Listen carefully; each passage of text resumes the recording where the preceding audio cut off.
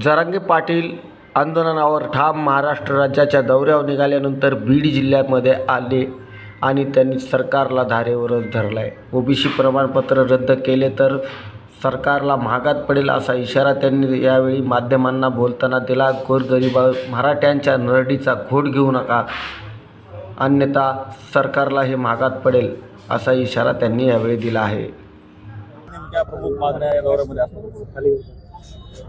काय असतं बघा, सरकारनं जर एखादा प्रामाणिकपणाने निर्णय घेतला तर तो गोरगरिबासाठी प्रामाणिक राबवला पाहिजे.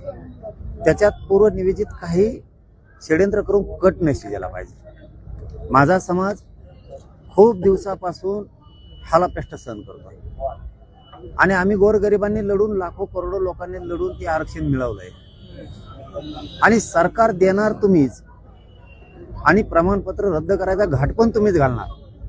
एकतर माझा समाज प्रचंड अडचणीत आहे. गोरगरीब शिक्षणापासून वंचित आहेत, नोकऱ्यापासून वंचित आहेत.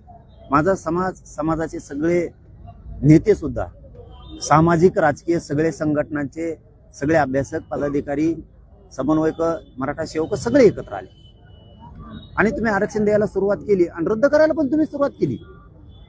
इतका नीचपणाचं वागणूक नसावी. तुमचाच या बीडचा स्वामी आणि आमके तमके ते कलेक्टर, डेप्युटी कलेक्टर आहेत. अरे यांना पत्र दिलंय बावनकुळेंनी.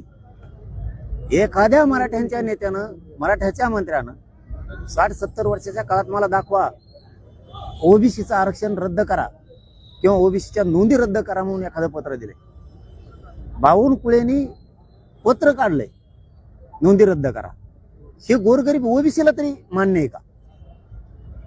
तुकड्यावर जगणारे 4-2 सोडून द्या, परंतु गोरगरीब ओबीसीला तरी मान्य आहे का मिळालेलं मराठ्यांचं हक्काचं आरक्षण रद्द करण्यात यावं? म्हणून 29 ऑगस्टला खूप टोकाचं आंदोलन होणार, खूप टोकाचं.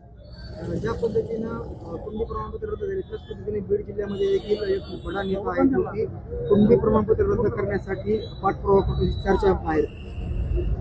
माया फक्त समोर येऊ द्या,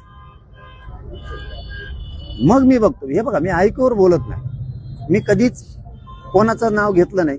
आता काल जे बोललो, ज्यांनी केलं त्यांचंच घेतलं. काल मी धन्याचं घेतलं का, भुजबळचं घेतलं का? मी मोह आरोप करायचे म्हणून कधीच करत नाही कोणावर.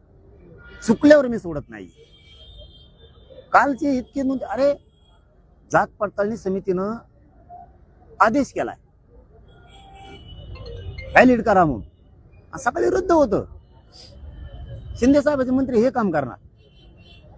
आता ठीक आहे, त्यांनी सांगितलंय आता रात्रीपासून त्यांचे खलबत सुरू आहेत, सकाळी पण होते की आम्ही आमची चूक दुरुस्त करतो. शिंदे साहेबांच्या तिकडून सुरू झालं. आमचं तेच म्हणणं आहे, तुम्ही चूक दुरुस्त करा, आम्हाला बोलायची गरजच नाही. तीच पद्धत भाजपमधल्या मराठ्यांच्या जिल्हा प्रमुखांनी, भाजपमधल्या मराठ्याच्या आमदारांनी, मंत्र्यांनी, खासदारांनी फडणवीस साहेबांना सांगा, बावनकुळेंनी केलेली चूक आपण सुधारू, गोरगरीब मराठ्यांचा नरडीचा घोट नको घ्यायला. हे शिंदे साहेबाला सुद्धा त्यांच्या महाराष्ट्रातल्या सगळ्या जिल्हा प्रमुखांना सांगावं, सगळ्या आमदार मंत्र्यांनी, खासदारांनी सांगावं की शिंदे साहेब आपल्या मंत्र्यांनी चूक केली, आपण ती सुधारू. आपण जर पाहिलं तर तुम्ही अनेकदा शिंदे तसे नाहीत, शिंदे मराठा समाजाच्या हिताचे निर्णय घेतात असं म्हटलं होतं, परंतु आज नेमकं असं काय झालं की तुम्ही शिंदेच्या विरोधात बोलताय आणि शिंदेना सुद्धा इशारा देता? हे बघा, मला ह्या बॉर्डरचा ह्या बॉर्डर थुका नाही आणला. मी केलं म्हणलं की केलंच म्हणतो. मी माझ्या मराठा समाजाशी प्रामाणिक राहणार आहे, नेत्याशी, मंत्र्याशी नाही. त्यांनी चूक केली, ती चूकच सिद्ध करून दाखवली.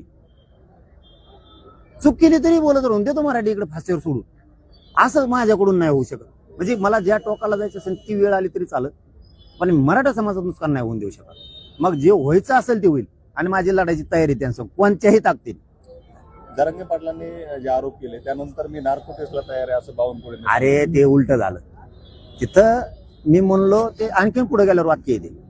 बावनकुळेचे नार्को टेस्ट नाही, 15 लाख ज्या अधिकाऱ्यांनी मागितले ते विषय, ते जोडताना त्यांना जोडलं. याचा अर्थ त्यांची चूक नाही असं नाही. नार्को टेस्टचा विषय त्यांचा नाहीये, फक्त त्यांचा विषय पत्र काढले त्यांनी त्याच्यात. याचा अर्थ दोषी नेता अजिबात नाही. गंगाखेडला सुद्धा त्यांनीच फोन लावला. याच्यासाठी मंत्री नसतं बाबा. मंत्री कशासाठी असतो? इतकी जात ठसून भरली तो यात. ठीक आहे, बघू आता बावनकुळे काय करतो आणि आम्ही बी मराठवाड्यात पश्चिम महाराष्ट्रात विदर्भात काय करतो दाखव. तुम्ही आमचा रद्द करून बदला घेणार, आम्ही तुम्हाला पाडून बदला घेणार. आता तुम्ही भाजपला इशारा देताय उमेदवार पाडण्याचा. दुसरीकडे मंगेश सासणी यांनी देखील इशारा दिलाय. भाजपच्याच काळात ओबीसीचं नुकसान झालं, हातचं आरक्षण गेलं, राजकीय आरक्षण गेलं, शैक्षणिक आरक्षण गेलं. त्यामुळे आता 2029 मध्ये ओबीसी देखील भाजपला हात दाखवतील असं म्हणतात. ते असलेलं मोजतच नाही, मी गिनीतच नाही. असले किती काय येते किती काय जाते. सर चलो धन्यवाद.